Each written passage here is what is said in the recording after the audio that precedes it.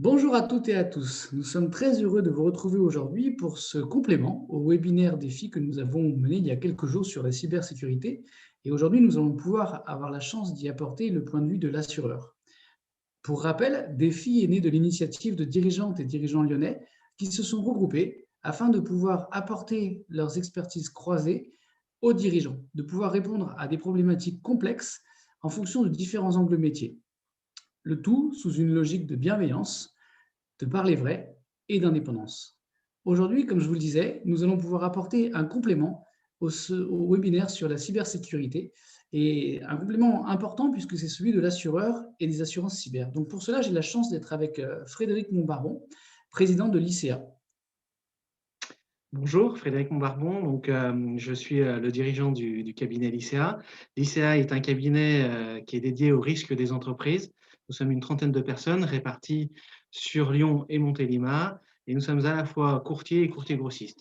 Courtier grossiste, ça signifie qu'on conçoit des produits, qu'on les distribue via un certain nombre de courtiers apporteurs répartis dans toute la France. Parfait, merci Frédéric. Si on prend un mot sur le contexte, qu'est-ce que vous rencontrez aujourd'hui, en particulier chez l'ICA? Et aujourd'hui, ce qu'on constate, c'est que le risque cyber est l'un des principaux risques qui pèsent sur les entreprises. Entre 2019 et 2020, le nombre de cyberattaques a été multiplié par 2 et leur coût a également été multiplié par 2. De telle sorte qu'aujourd'hui, on considère que c'est le principal risque qui pèse sur les entreprises. Une entreprise a 20 fois plus de chances de subir une cyberattaque qu'un incendie aujourd'hui. C'est significatif. Alors justement, c'est le point de départ, de cette question. Pourquoi souscrire une assurance cyber? Ce que j'ai compris, c'est qu'aujourd'hui, on fait face à des professionnels, c'est bien ça? Oui, effectivement, les hackers sont de plus en plus organisés. Toutes les entreprises, quelle que soit leur taille, quelles que soient leurs activités, sont susceptibles d'être attaquées. Les conséquences de cette attaque peuvent aller de la perte de données à la perte financière jusqu'à la défaillance de l'entreprise. OK. Des fois, on s'y retrouve pas bien sur l'ensemble des choses, sur lesquelles on est couvert. Aujourd'hui, pourquoi prendre une protection cyber par rapport à une responsabilité civile, par exemple? Les assureurs, les polices d'assurance traditionnelles ne couvrent pas le cyber-risque. La responsabilité civile professionnelle, la tout risque informatique, la multirisque incendie ne couvrent pas le cyber-risque. Pour pouvoir se couvrir contre ce type de risque, il faut vraiment souscrire une police à cet effet. Et contre quoi, en fait, on va être protégé? Eh bien, contre les principales attaques, qu'on constate aujourd'hui, qu'on observe, c'est-à-dire, le mail infecté, qu'un collaborateur va ouvrir et qui va répandre un virus dans tout le système d'information de l'entreprise. L'attaque virale, c'est-à-dire que les hackers vont détecter une faille dans le système de sécurité informatique de l'entreprise et s'y engouffrer. Et le déni de service, c'est-à-dire que les hackers vont saturer en requêtes les serveurs de l'entreprise, en particulier les sites marchands, de telle manière à les rendre inopérants. Donc c'est vraiment une protection complète. Oui. D'accord. Si on se projette, on se dit qu'aujourd'hui, on a subi une attaque. Allez, ce matin, malheureusement, j'ai subi une attaque. Comment ça va être, pris en compte? Qu'est-ce qui va se passer?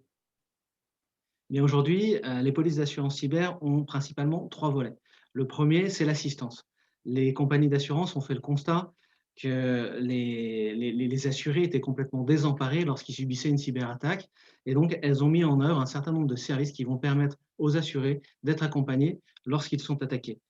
Elles vont, mettre à disposition des consultants en informatique, des consultants en gestion de crise, en négociation, des avocats qui vont permettre d'aider, les clients, les assurés à, limiter le coût de l'attaque.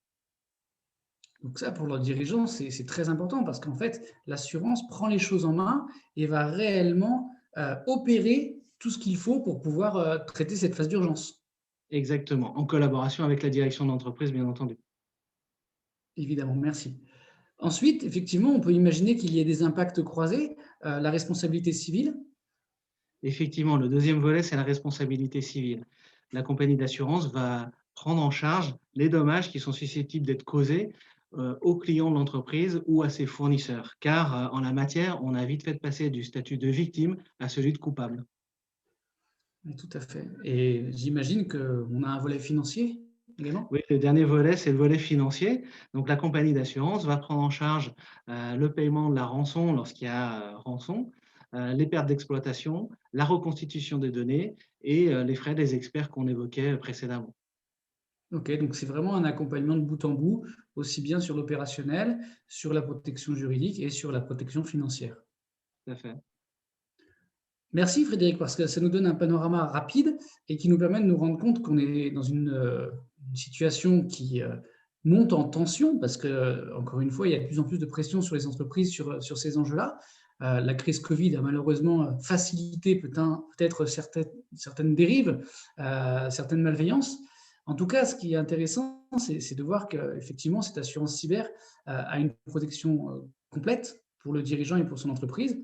Et nous, dans la démarche que l'on a voulu mener sur ce sujet, aussi bien dans le webinaire précédent que dans ce complément, c'était de pouvoir réussir à montrer qu'il faut travailler en équipe élargie, pouvoir réussir à concorder toutes les expertises pour apporter, et le plus souvent en prévention, tous les bons arguments, toutes les bonnes protections pour l'entreprise. Est-ce que peut-être on pourrait finir par un exemple concret? Oui, éventuellement, il y a quelques semaines, on a un client qui a environ un parc de 300 postes de travail. Parmi ces ordinateurs, il y avait un ordinateur qui ne servait plus, mais qui malgré tout était encore connecté au réseau. Et les hackers ont détecté la faille puisque cet ordinateur n'était plus mis à jour sur Windows.